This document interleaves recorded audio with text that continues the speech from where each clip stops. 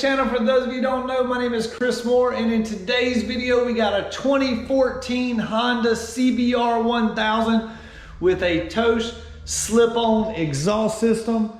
And man, this color combination on this thing looks super good. So the customer said he just swapped out the fairing kit. This new purple color scheme looks super good, and it's got a lot of good sound to it with this Toce exhaust system. Now, we just did the baseline pull on it, and the bike is getting too much fuel. It is running super rich. I don't know if you could tell from his exhaust tips. Of course, the exhaust is black, but in person, I can see that the exhaust is super black and dark with fuel soot. So we're gonna clean all that up. This thing has 24,000 miles. It has a factory, not the original air filter, but it has a stock air filter in it. Basically just a muffler, just a slip-on basically. Nothing super crazy, no crazy expensive modifications. This is just a bone stock CBR1000 on my dyno here. And we already done the baseline pull. What do you guys think it made? So we've dynoed Suzuki's, we've dynoed Kawasaki's, we've dynoed Hondas, Yamahas. What do you think this Honda makes in comparison to the other videos? Now, let's just start off with saying that in general, my dyno reads a little low compared to some of the other ones. So a lot of people will be like, oh, they make 180 horsepower from the factory. How did it only make 160 horsepower on your dyno from all the modifications you did? Well, all dynos read different, and when the manufacturers rate the engines or the horsepower, they're actually rating the horsepower of the engine, not of the bike. So what does that mean? That means that they dyno them on a engine dyno, not a chassis dyno like we have here today. So a chassis dyno, of course, the wheel turns the drum, which shows us the horsepower on the screen. Now, a engine dyno actually connects straight to the output shaft of the engine and measures the horsepower there. There is no drivetrain loss with the chain, the sprockets, the wheel. You know, it's not actually turning anything. But anyways, guys, all right, we're gonna get started with the video. First off, I wanna tell you guys thank you for subscribing to the channel. We're almost 40,000 subscribers, guys. I'm super happy with the progress of the channel, and I wanna thank you for your support. If you have not subscribed yet, do that now. All right, guys, here we go. All right, so the first thing we're gonna do to get going on this Honda is remove the ECU. The ECU is super simple to get to on this bike. You've got to remove the front seat, and then remove the actual gas tank cover, and the ECU sits right here up under the tank cover. Takes about 5 minutes to get it out, but now that we've got it out, we're gonna start flashing the ECU. Give me 1 second and I'm gonna show you what kind of restrictions are in the ECU. So one of the things we're gonna be doing in the ECU of this thing is disabling the stock O2 sensor. So we're gonna unplug the factory O2 sensor so it's not making any adjustments to the bike. And then we're also disabling the exhaust valve so we can actually remove that from the bike. That actually saves you from having to buy a servo buddy or something like that. We can get rid of the top speed rev limiter, and then we're also gonna lower the fan temps, and we're gonna smooth out that idle. So these Hondas are notorious for having a jumpy idle. We're gonna fix all that, smooth all that out, make it idle nice and smooth, and get some more horsepower out of that thing. Now, I still haven't shown you the, I guess you would say, baseline pull. I wanna hear what kind of comments you guys got to say as far as what this thing made on the first pull. All right, guys, we're getting close to having this thing flashed up. Stay with me.